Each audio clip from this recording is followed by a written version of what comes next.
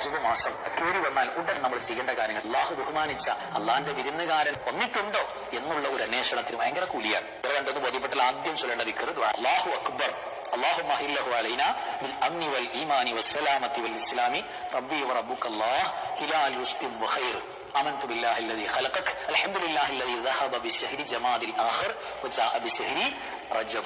മുൽക്കിന്റെ പാരായണമാണ്. റജബ് മുഴുവൻ അള്ളാഹുവിന്റെ കാവൽ ആഗ്രഹിക്കുന്ന ആളുകൾ, ബറക്കത്ത് ആഗ്രഹിക്കുന്ന ആളുകൾ ഈ സൂറത്ത് ഒരു വട്ടം സുന്നത്തേ എന്നുള്ള നിയ്യത്തിൽ ഓതിയാൽ മതി, വല്ലാത്ത ബറക്കത്ത് കിട്ടും. സൂറത്തുൽ ഇഖ്ലാസ് 2 താഴെ പോകാൻ പാടില്ല, 100 ഏറ്റവും നല്ലത്. അത് പാരായണം ചെയ്യുന്ന പ്രത്യേകം നമ്മൾ ഓർക്കണം. ഇതിന്റെ ഫസ്റ്റ് ദിവസം നോമ്പുകാരായാൽ അല്ലാഹു സുബ്ഹാനഹു വ തആല 3 കൊല്ലത്തെ പാവം ആ ഒറ്റ നോമ്പ് കൊണ്ട് പൊറുക്കും എന്ന് ഹദീസിൽ കാണാം. ഒരു ദിവസമെങ്കിലും നമ്മൾ നോമ്പുകാരാകണം. അതിനൊരു വയസ്സ് വരാൻ പാടില്ല. ഇബ്നു മുനബ്ബഹ് റളിയല്ലാഹു അൻഹു പറയുന്നുണ്ട്, റജബിന്റെ പ്രഭാത പ്രദോഷങ്ങളിൽ അല്ലാഹുമ്മ ഉഫ്ർലി, അല്ലാഹു എനിക്ക് പൊറുക്കണം, വറഹ്മനി, എന്നോട് കരുണ കാണിക്കണം, വതുബ് അലയ്യ, എന്റെ തൗബ സ്വീകരിക്കണം. ഈ ഇസ്തിഗ്ഫാർ ഒരാൾ 70 വട്ടം 2 കരങ്ങളും ഉയർത്തിപ്പിടിച്ച് ദുആ ചെയ്യുന്നത് പോലെ അങ്ങനെ പിടിച്ചുകൊണ്ട് പറഞ്ഞാൽ നരകം സ്പർശിക്കില്ല, നരകം ഹറാമാവും. അള്ളാഹുവിനോട് ബറക്കത്ത് ചോദിച്ചുകൊണ്ടുള്ള ദുആയാണ്. അല്ലാഹുമ്മ ബാരിക് ലനാ ഫി റജബിൻ വ ശഅബാൻ വബല്ലിഗ്നാ റമളാൻ.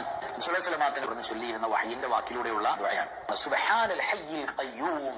ചുരുങ്ങിയത് 100 വട്ടത്തിന്റെ താഴെ പോകാൻ പാടില്ല. ആയിൽ എൻഗേജ്ഡ് ആവുക. ബാദത്തിന്റെ മജ്ജ തന്നെ ദുആയാണ്. എല്ലാ കാര്യങ്ങളും ചോദിക്കാം. ആദ്യത്തെ റജബിന്റെ രാത്രി നമ്മുടെ കയ്യിൽ നിന്ന് പോകുന്ന ഒരവസ്ഥ ഉണ്ടാകരുത്.